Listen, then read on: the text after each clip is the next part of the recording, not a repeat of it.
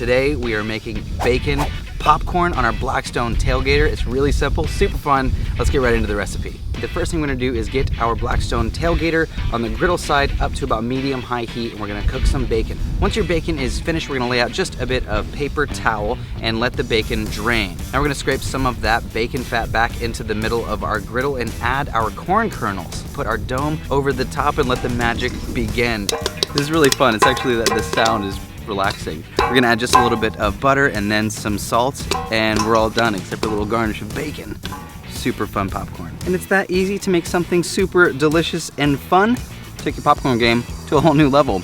Be sure you don't over salt. The bacon adds a good bit of saltiness in a really good way, so don't over season your popcorn when you're tossing it with the butter. If you guys want this recipe and lots of other fun recipes, go to blackstoneproducts.com. I'm Chef Nate. See you guys in the next video.